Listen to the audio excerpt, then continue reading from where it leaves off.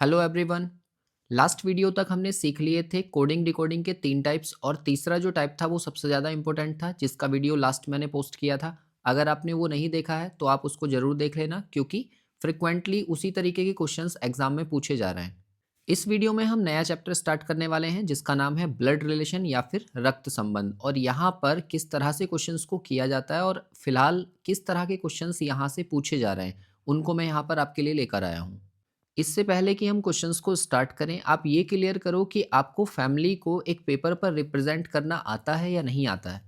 तो अगर आपको फैमिली को पेपर पर रिप्रेजेंट करना आता है तो इस वीडियो को 10 मिनट फॉरवर्ड कर दो, क्योंकि यहाँ पर मैं पहले आपको ये सिखाने वाला हूँ कि किस तरह से हम किसी फैमिली को एक पेपर पर रिप्रेजेंट करते हैं। और अगर नहीं आता है तो मैं यहाँ पर आपको सिखा रहा हूँ कि एक फैमिली को एक पेपर पर किस तरह से हम रिप्रेजेंट करते हैं, जिससे कि हमारा क्वेश्चन बहुत ही आसानी से सॉल्व हो जाता है। तो देखो, एक फैमिली को एक पेपर पर रिप्रेजेंट करने के लिए हमें किन बातों का ध्यान रखना होता है। यहाँ पर हम 4 लाइनों में किसी भी फैमिली को ड्रॉ करते हैं। 4 लाइनों का क्या मतलब है, देखो इसमें जो ये वाली लाइन है ना, ये मेरे एज ग्रुप के बारे में आएगी। मतलब मैं इसमें आऊँगा और मेरे साथ में जितने भी मेरे भाई-बहन होंगे, मेरे भाई-बहन कौन से? एक तो सगे भाई-बहन हो गए, दूसरे चचेरे। चचेरे का मतलब है चाचा के बच्चे, ठीक है? चाचा के बच्चे यानी कि लड़के और लड़की दोनों, ठीक है? और ममेरे। ममेरे कौन होंगे? ममेरे होंगे मेरे मामा की तरफ से। और फिर मौसेरे। मौसेरे कौन से होंगे? जो मेरी मौसी की तरफ से होंगे, है ना? और फिर एक होंगे फुफेरे, ठीक है? ये सारे के सारे भाई-बहन हम इस गैप में बनाएँगे, ठीक है? ये जो हमने ये वाली टाइमलाइन बनाई, इस वाली लाइन में थर्ड रो जो है, उसमें हम मैं और मेरे चचेरे, ममेरे, मौसेरे और फुफेरे भाई-बहन को मैं इसमें बनाऊँगा, ठीक है? अब देखो, इससे ऊपर वाली जो लाइन है, इस लाइन में हमें किसको बनाना है? तो इस लाइन में आएँगे, मैं अगर हूँ तो मेरे मम्मी-पापा ऊपर आएँगे, मतलब माता-पिता। ठीक है? तो माता-पिता को हम इसमें बनाएँगे और फिर माता-पिता के एज ग्रुप के जितने होंगे वो इनके साथ में बनेंगे। इसका क्या मतलब है? देखो, चचेरे के मतलब चाचा-चाची हो गए, चाचा और उनकी वाइफ़ चाची, ठीक है? और ऐसे ही मामा है तो मामा के साथ के हो गए, मतलब मामा और मामी, ठीक है? ये दोनों इसमें आ जाएँगे। और फूफा के साइड से आएँगे मौसेरे वाले, तो पहले मौसा वाले ले लो, तो मौसा और मौसी, ये दोनों भी इसमें आएँगे, ठीक है? और साथ में फुफेरे यानी कि फूफा और बुआ, ये सारे के सारे जो हैं अपने से ऊपर वाली लाइन में हम बनाएँगे। और इससे ऊपर वाली लाइन में जो आएँगे वो आएँगे माता-पिता के पिता, मतलब मैं अपने रिस्पेक्ट में देखूँ तो मेरे दादा और मेरी दादी, ये दोनों आएँगे इसमें। और साथ में मम्मी की तरफ से अगर हम देखें तो कौन आएँगे? नाना और नानी, ठीक है?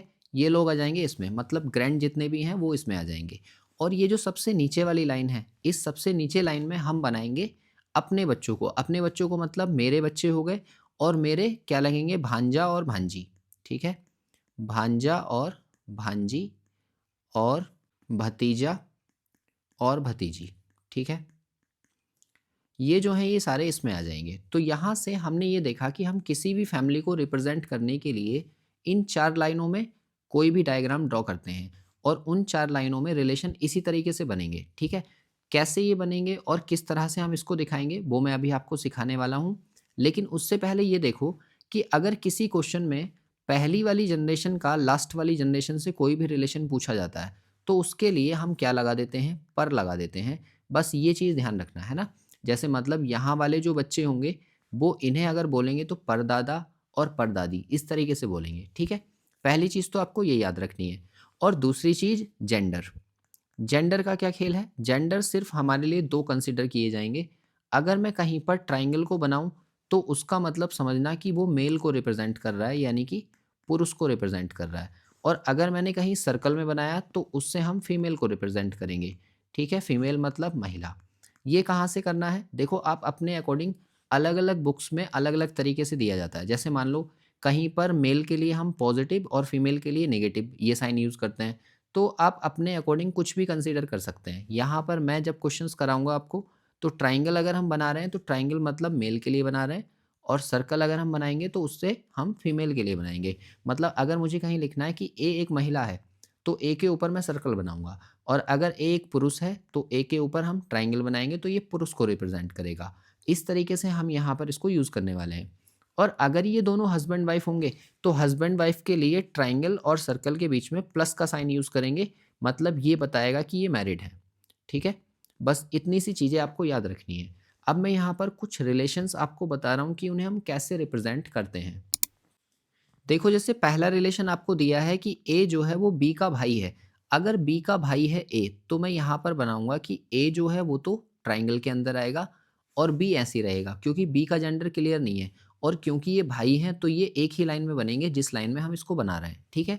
जैसे अब सेकंड में आपसे कहा गया है कि ए जो है वो बी की बहन है, तो अगर ए सिस्टर है तो सर्कल हमने बना दिया और बी उसके साइड में बनाएँगे। इसका मतलब ये इस बात को रिप्रेज़ेंट कर रहा है कि ए सिस्टर है बी की, लेकिन बी का जेंडर यहाँ पर भी क्लियर नहीं है कि बी क्या होगा। लेकिन थर्ड वाले में देखो, थर्ड में कहा है कि ए और बी भाई हैं। अगर ये दोनों भाई हैं तो इसका मतलब हम यहाँ पर 2 ट्रायंगल कुछ इस तरह से रिप्रेज़ेंट करेंगे, एक ए और एक बी। तो 2 भाइयों को ऐसे रिप्रेज़ेंट किया जा रहा है, अगर ए बी की बहन है तो ऐसे कर रहे हैं और ए बी का भाई है तो ऐसे कर रहे हैं, ठीक है? इस तरह से देखो, अगर हम फोर्थ को देखें तो उसमें कहा गया है कि ए जो है वो बी का पिता है। तो देखो पिता को हम कैसे बनाएँगे? यहाँ पर 2 लाइन हम कंसीडर करेंगे। मतलब बी को हम बनाएँगे नीचे और बी से ऊपर वाली जो लाइन है उसमें ए बनाएँगे और क्योंकि वो पिता है तो उसके ऊपर हमने ट्रायंगल बना दिया।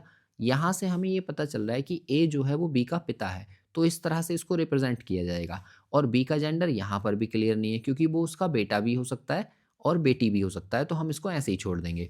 ऐसे ही देखो 5 में कहा है कि ए जो है वो बी की माता है, तो बी को हम नीचे बना रहे हैं और ए जो है उसकी मदर है, तो हम यहाँ पर सर्कल यूज़ करेंगे कि ये फीमेल को रिप्रेजेंट कर रहा है। आप चाहें तो प्लस और माइनस से भी जेंडर को रिप्रेजेंट कर सकते हैं, कोई दिक्कत वाली बात नहीं है ना? इसके बाद देखो 6 में कहा गया है, ए जो है वो बी का चाचा है। अब बी का चाचा कौन होगा? पहले बी बनाओ और बी का जो पिता होगा और पिता का जो भाई होगा, वो ए है। तो यहाँ से हमने देखा कि ये 2 भाई थे जो ऊपर बने हुए हैं और नीचे एक जो बच्चा है वो उसके पिता के भाई को चाचा बोलेगा। तो इस तरह से हम रिप्रेज़ेंट करेंगे। इसके बाद देखो रिलेशन नंबर 7 को, तो 7 में कहा है कि ए जो है वो बी का मामा है। अब मामा कौन होता है? मामा होता है मम्मी का भाई, है ना? तो हम इसको कैसे बनाएँगे? बी को मैंने यहाँ बनाया, अब बी की जो मदर होगी उसको हम ऊपर बनाएँगे कि ये इसकी माँ है और माँ का जो भाई है उसके साइड में बनेगा ये, तो ये ए है। तो अगर हमें मामा को रिप्रेज़ेंट करना है तो इस तरह से रिप्रेज़ेंट करेंगे। इसके बाद देखिए पॉइंट नंबर 8 को, तो उसमें कहा है कि ए बी की पत्नी है। अब पत्नी को हम कैसे रिप्रेजेंट करेंगे? ए बना दिया, उस पर सर्कल बना दिया तो ये फीमेल है और ये अगर पत्नी है बी की तो बीच में प्लस लगा देंगे और बी पर ट्रायंगल। अब ये अंडरस्टूड है कि बी जो है वो मेल ही होगा, क्योंकि हम फीमेल फीमेल की शादी नहीं करेंगे यहाँ पर और मेल मेल की शादी नहीं करेंगे। तो यहाँ क्या होगा कि फीमेल और मेल आपस में कनेक्टेड होंगे। ऐसे ही देखो पॉइंट नंबर 9 में, तो पॉइंट नंबर 9 में आपसे कहा है कि ए जो है वो बी का पति है। अगर ए पति है तो ए के ऊपर हमने ट्रायंगल बना दिया और प्लस बी, क्योंकि ये हस्बैंड वाइफ है और ये अंडरस्टूड है कि बी जो होगी इसकी फीमेल होगी, यानी कि इसकी वाइफ होगी। इसके बाद देखिए रिलेशन नंबर 10 को, तो इसमें कहा है कि ए जो है वो बी की मौसी है। अब मौसी कौन होती है? मौसी होती है मम्मी की बहन। मतलब ऐसे बताऊं कि बी नीचे बनेगा, इसकी जो मदर है इससे ऊपर वाली लाइन में और उसके पास में उसकी सिस्टर बनेगी, तो ये ऐसे बनेगी। इस तरह से हम बोल सकते हैं। देखो जैसे पहले में मामा था तो ये मम्मी का भाई था, अब इसमें जो है ये मम्मी की सिस्टर हो गई, तो ये कैसे बनेगी? दोनों सर्कल में बनेंगे। फिर एक चीज़ और देखो 11, इसमें कहा गया है कि ए जो है वो बी की बुआ है। अब बुआ कौन होती है? बुआ होती है पापा की सिस्टर, यानी कि हम इसको कैसे बनाएँगे? बी नीचे बनाएँगे और यहाँ पर बी के पापा और पापा की जो सिस्टर है, यानी कि ये लड़की, ये ए है। तो इस तरह से हमने बुआ को रिप्रेज़ेंट कर दिया। फिर इसके बाद में देखो 12 में क्या कहा गया है कि ए जो है वो बी का चचेरा भाई है। अब चचेरा भाई कौन होता है? चचेरा भाई होता है चाचा का बेटा। मतलब ऐसे मानो कि बी, बी के पापा और पापा का भाई ये इसके चाचा लगे और चाचा का जो बेटा होगा वो चचेरा भाई है, तो ए यहाँ पर बनेगा। तो इस तरह से हम यहाँ पर रिप्रेजेंट करेंगे चचेरे भाई को। अगर ये ममेरा भाई होता तो फिर मम्मी की तरफ से रिलेशन बनता। इसके बाद देखिए पॉइंट नंबर 13 को, तो उसमें कहा है कि ए जो है वो बी की मौसेरी बहन है। अब मौसेरी बहन कौन होती है? मौसी की लड़की।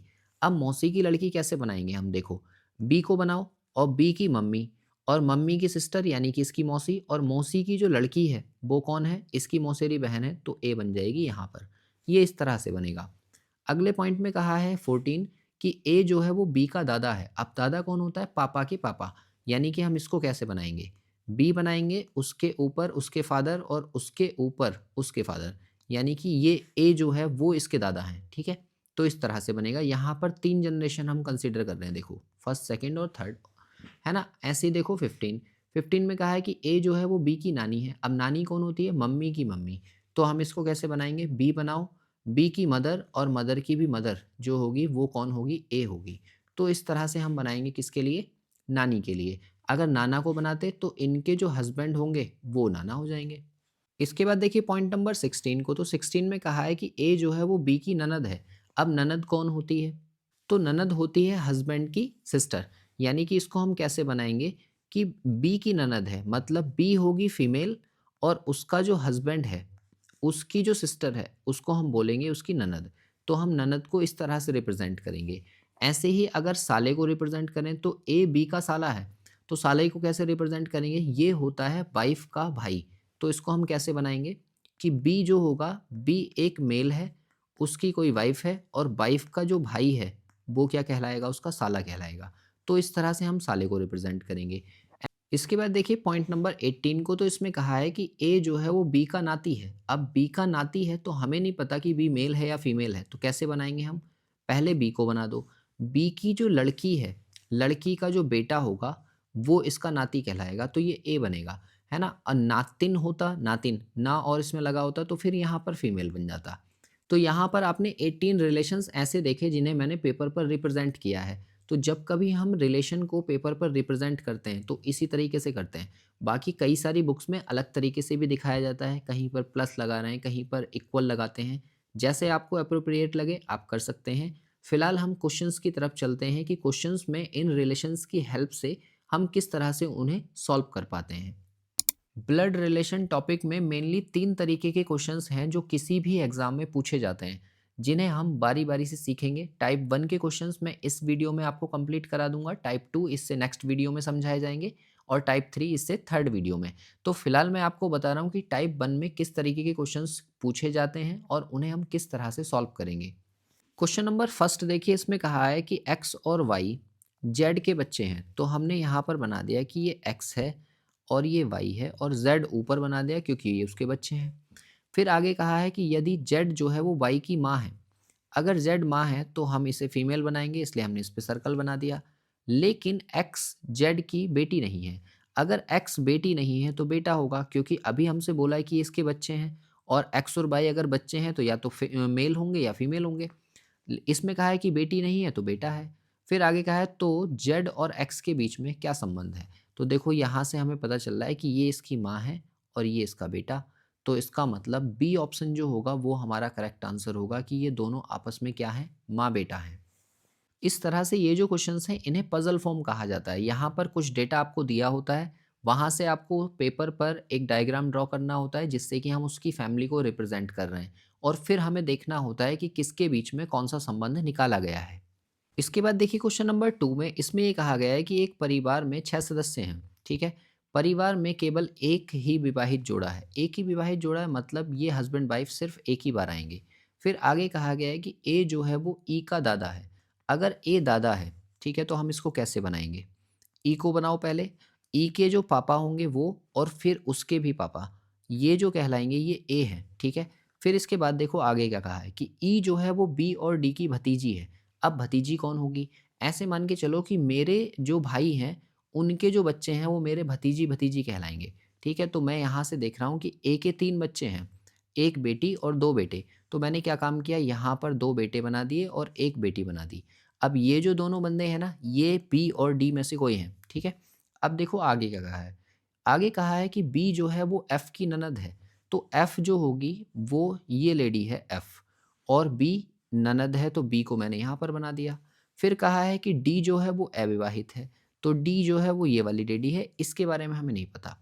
फिर आगे कहा गया है कि सी भी परिवार का सदस्य है। अगर सी भी परिवार का सदस्य है तो सी यही होगा। अब देखो मैंने 6 के 6 व्यक्ति यहाँ पर बना लिए। अब यहाँ से पूछा क्या गया है? यहाँ से पूछा गया है कि एफ का सी से क्या संबंध है?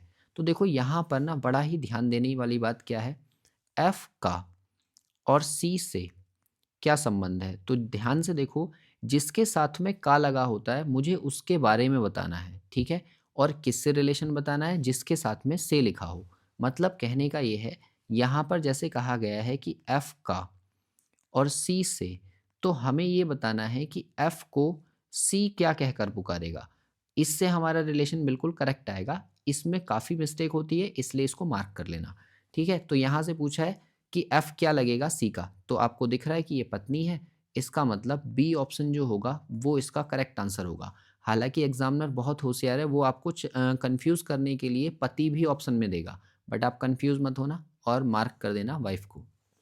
इसके बाद देखिए क्वेश्चन नंबर 3 को, तो उसमें ये कहा गया है कि क्यू जो है वो एस की इकलौती बेटी है। तो मैंने यहाँ पर क्यू को बना दिया और ये बेटी है इसलिए हमने इस पे सर्कल बना दिया।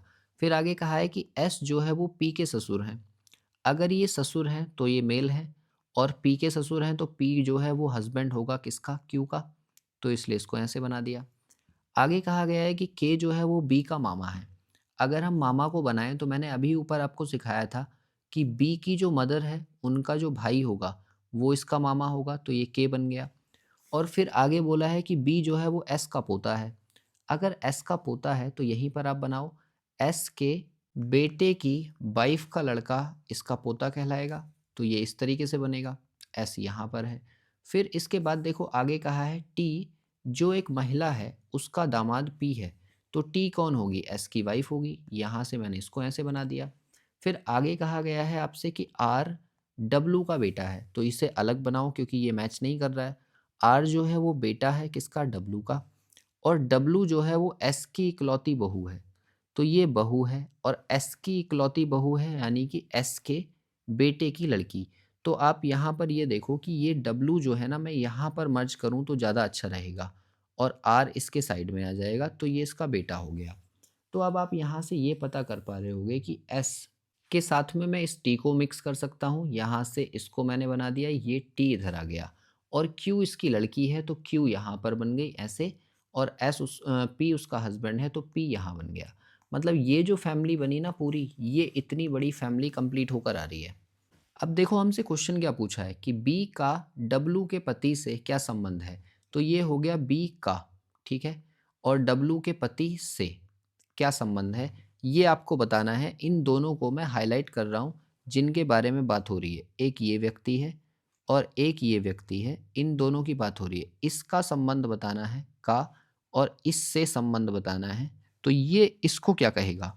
तो ऑब्वियस सी बात है, यहाँ पर मैंने प्लस लगाया है, तो ये दोनों हस्बैंड वाइफ ही हैं डब्लू, और ये जो व्यक्ति है वो ये अननोन है, इसके बारे में हमें नहीं पता। लेकिन इसके बारे में पूछा है कि ये कौन लग रहा है, तो ये इसकी वाइफ का बेटा यानी कि इसका भी बेटा हुआ। इसका मतलब सी ऑप्शन जो होगा ना वो इस क्वेश्चन का करेक्ट आंसर है। और बाकी के जो डायग्राम ये बने हुए हैं इनको हम बाद में छोड़ देंगे क्योंकि हमारा फाइनल डायग्राम ये हो जाएगा। इसके बाद देखिए क्वेश्चन नंबर 4 को, तो उसमें कहा है कि ए बेटी है एच की।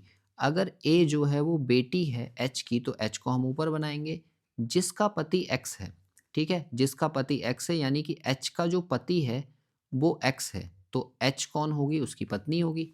फिर आगे कहा है कि एक्स की केवल एक ही संतान है, तो एक्स की केवल एक ही संतान कौन है, ए है।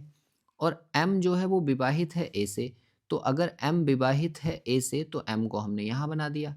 और ये विवाहित है तो जाहिर सी बात है जब ये फीमेल है तो ये मेल होगा। फिर आगे कहा गया कि एम का ए से क्या संबंध है, तो एम का ए से क्या संबंध है। मैंने जस्ट अभी आपको बताया कि जिसके साथ में का वर्ड लगा है उसके बारे में बताना है, और जिससे संबंध बताना है वो उसको क्या कहकर बुलाएगा। तो देखो ये इसका हस्बैंड है, यानी कि डी ऑप्शन जो होगा वो करेक्ट आंसर होगा, यानी कि पति।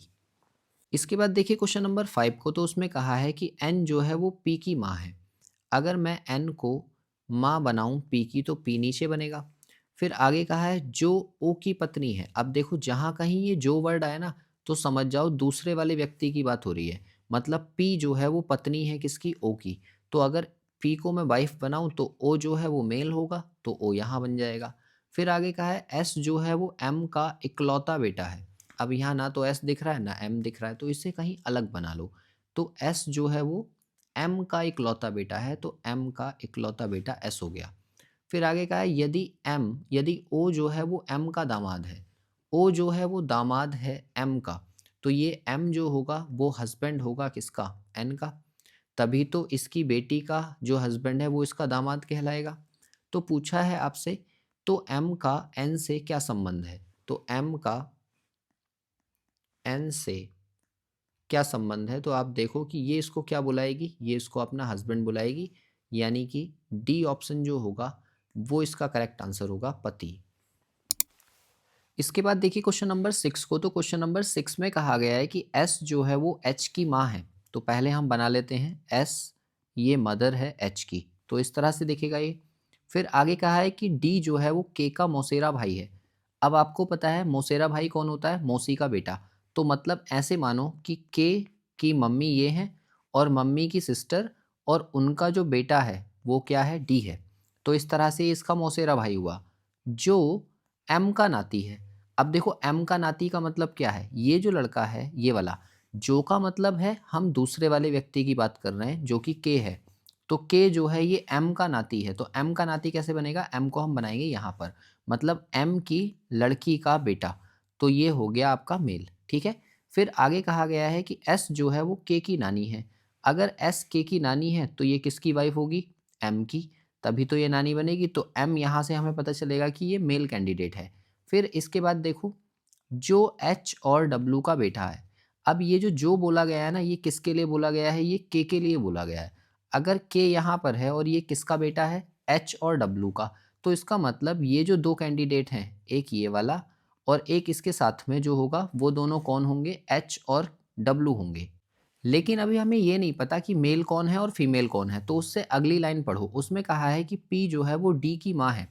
अगर पी डी की माँ है तो पी को मैंने यहाँ पर बना दिया, ये हो गया। और फिर उसके बाद में और उसके दो बहनें आर और एच हैं। अगर आर और एच दो बहनें हैं तो देखो ये वाली जो लेडी है ना, ये कौन होगी? ये एच होगी, क्योंकि एच के साथ में हमारा रिलेशन किसका बनना है? डब्लू का। तो डब्लू जो होगा वो मेल होगा। और जो इसकी दूसरी सिस्टर है वो कौन है? आर है। तो आर को हम यहाँ पर बना लेंगे, ये ऐसे बनेगा। फिर देखो इसके बाद में कहा है यदि एम के कोई बेटा नहीं है। एम के कोई बेटा नहीं है, ये हमें दिख रहा है, ये तीन लड़कियां हैं एच पी और आर। तो बेटा नहीं है और आर का पिता है। अब और कौन है? ये एम की बात हो रही है। अगर यहाँ पर और लिखा है तो ये एम की बात हो रही है, और एम किसका पिता है? आर का। तो ये हमने यहाँ पर बनाया भी है। तो पूछा है तो आर का डी से क्या रिश्ता है? अब देखो ये डायग्राम हमने पूरा कंप्लीट बना लिया। इसमें हमसे किसके बारे में पूछा है? आर का।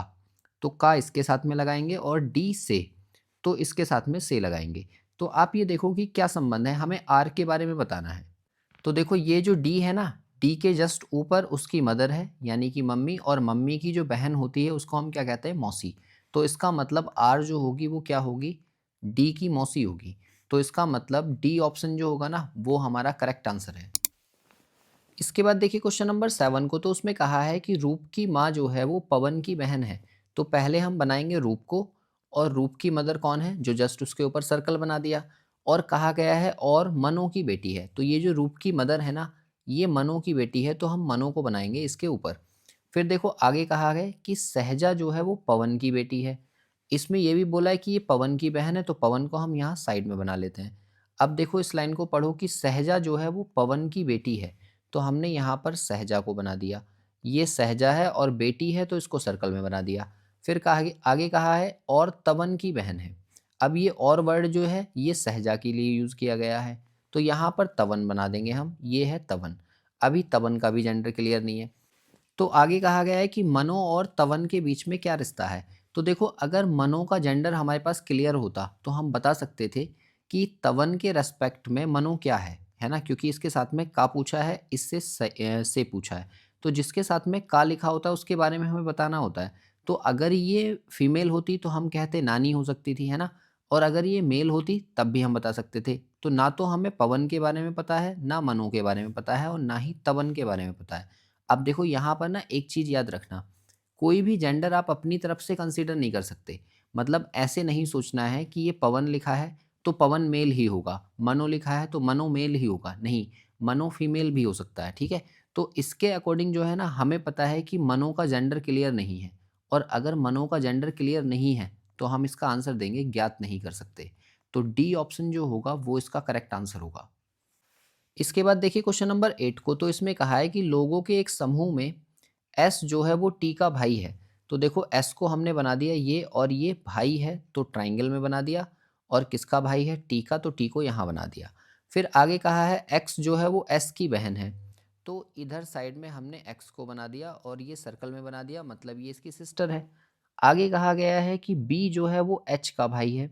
अब देखो इसमें ना तो बी दिख रहा ना एच, तो आगे और पढ़ो। और एच जो है वो टी का बेटा है, तो टी का बेटा एच हमने नीचे बनाना है, यहाँ पर हमने बना दिया उससे जस्ट नीचे वाली जनरेशन में। और फिर आगे इस वाली लाइन को पढ़ो कि बी जो है वो एच का भाई है, तो बी को हमने यहाँ पर बना दिया ट्राइंगल में। ठीक है, फिर देखो आगे कहा है कि बी का अंकल कौन है। अब देखो बी के अंकल के बारे में बताना है, तो यहाँ जो अंकल वर्ड है ना, इसका ध्यान रखना कि ये चाचा के लिए भी यूज़ किया जाएगा और मामा के लिए भी यूज़ किया जाएगा, मतलब इन दोनों ही केसेस में हम अंकल ही बोलेंगे। तो देखो बी का अंकल कौन होगा, ये बी है। बी के ऊपर जो टी है, टी का जेंडर हमें नहीं पता, अगर ये मेल होगा तो मेल के अकॉर्डिंग एस इसका चाचा कहलाएगा, तो हम एस को लगाएंगे। और अगर ये फीमेल होगा तो इसके अकॉर्डिंग एस इसका मामा बनेगा, बी का और एच का, तो मामा के केस में भी हम क्या लगाएंगे, अंकल। तो एस ही हमारे दोनों केसेस में आंसर आ रहा है। इसका मतलब डी ऑप्शन जो होगा वो इस क्वेश्चन का करेक्ट आंसर होगा। इसके बाद देखिए क्वेश्चन नंबर 9 को, तो उसमें कहा है कि एन जो है वो एम का भाई है, तो यहाँ पर हम बनाएंगे एन, ट्राइंगल बना दिया क्योंकि मेल है और भाई है एम का, तो एम बना दिया। अब यहाँ से देखो एम का जेंडर क्लियर नहीं है। आगे कहा गया है कि सी जो है वो एम की बेटी है, तो एम की बेटी है तो सी का जेंडर क्लियर है। यहाँ से आगे कहा है एन जो है वो सी का चाचा है। अगर एन सी का चाचा है तो चाचा किसकी साइड से बनेगा, पापा के भाई की तरफ से, तो एम का जेंडर यहाँ से क्लियर हो गया कि एम जो है वो मेल होगा और उसका भाई है एन, तो सी का चाचा लगेगा। आगे पूछा गया है कि एम का एन से क्या संबंध है, तो एम का और एन से क्या संबंध है, तो आपको बताना है कि एन जो है वो एम को क्या कहकर बुलाएगा, तो ये इसका भाई है, इसलिए ऑप्शन ए जो होगा वो इस क्वेश्चन का करेक्ट आंसर होगा। इसके बाद देखिए क्वेश्चन नंबर 10 को, तो इसमें कहा गया है कि ए की शादी सी से हुई है। अगर ए की शादी सी से हुई है तो हमने बना दिया ए प्लस सी। अभी हमें जेंडर का नहीं पता कि कौन मेल है और कौन फीमेल है, लेकिन इतना पता है कि ये दोनों आपस में हस्बैंड वाइफ है। आगे कहा गया है जो एच का इकलौता लड़का है।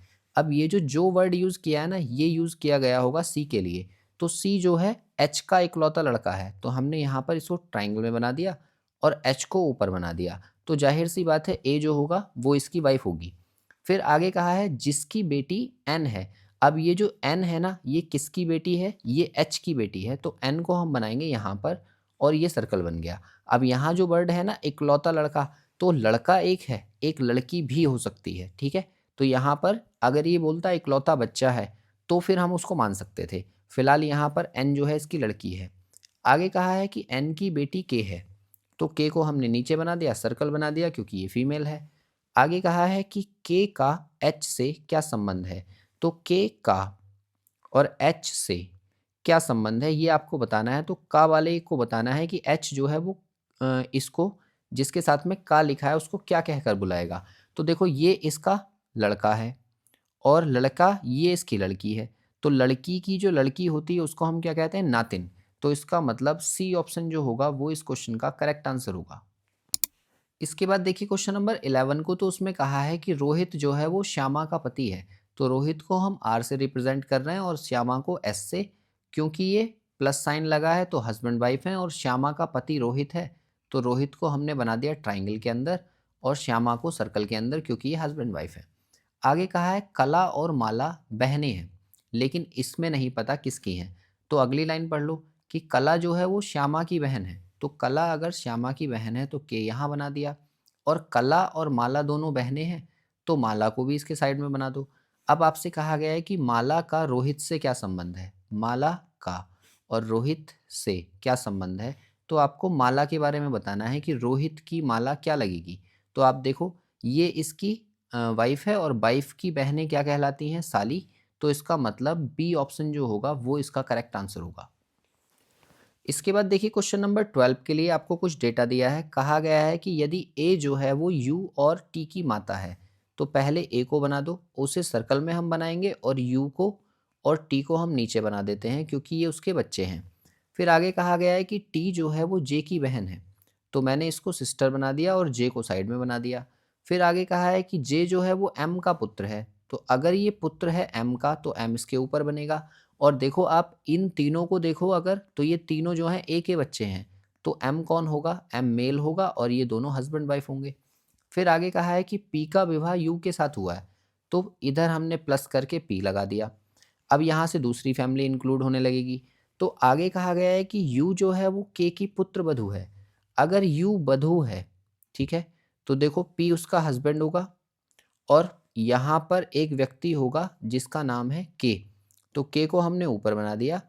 के से हमें पता चलेगा के लड़के की वाइफ यू है, तो उसकी पुत्र वधू कहलाएगी। ठीक है, इसके अकॉर्डिंग आपको आंसर देना है। और आंसर में देखो पहला पार्ट आपसे क्या पूछा है, उसमें कहा है 12 में कि पी एम से किस प्रकार संबंधित है। तो आपको बताना है पी का एम से क्या संबंध है। तो देखो एम एम की ये वाइफ है और ये उसकी लड़की, मतलब यू जो है वो एम की लड़की है और लड़की का जो हस्बैंड होता है वो क्या कहलाता है, दामाद। तो इसका मतलब ए ऑप्शन जो होगा वो इस क्वेश्चन का करेक्ट आंसर होगा। इसके बाद देखिए इसी डेटा से आपको एक और क्वेश्चन पूछा है कि यदि आर जो है वो के का पति है, तो आपको बताना है कि के पी से किस प्रकार संबंधित है। अगर आर आर को हम बना लेते हैं यहाँ पर, ठीक है, आर कौन है, ये पति है के का, तो के क्या होगी, इसकी वाइफ होगी। तो यहाँ से एक डेटा और ऐड कर दिया, तो पूछा है कि के जो है पी से, मतलब के का पी से क्या संबंध होगा। तो अब के बारे में बताएंगे कि पी जो है वो के को क्या बुलाएगा, तो वो उसकी माता है, इसलिए हम इसमें डी ऑप्शन मार्क करेंगे कि वो उसकी मदर है। इसके बाद देखिए क्वेश्चन नंबर 14 को, तो उसमें कहा है कि ए जो है वो बी की बहन है, तो हमने यहाँ पर बना दिया ए, और ये सिस्टर है बी की, तो बी यहाँ आ गया। फिर आगे कहा है कि सी जो है वो बी की माँ है, तो बी की मदर को हम ऊपर बनाएंगे, यहाँ सी हमने बना दी। फिर उसके बाद में कहा है कि डी जो है वो सी का पिता है। अगर सी का पिता है तो डी को हमें ऊपर बनाना पड़ेगा, और ट्राइंगल हमने यूज़ किया क्योंकि वो मेल है। आगे कहा है कि ई जो है वो डी की माँ है। अगर ई माँ है तो ई को और ऊपर बनाएंगे, यहाँ पर बन गया। इस तरह से हमारी 4 जनरेशन आ गई। आगे कहा गया है कि ए किस प्रकार डी से संबंधित है, मतलब आपको बताना है कि ए का डी से क्या संबंध है। तो आप ये देखो कि डी की लड़की है सी और लड़की के बच्चे हैं ए और बी।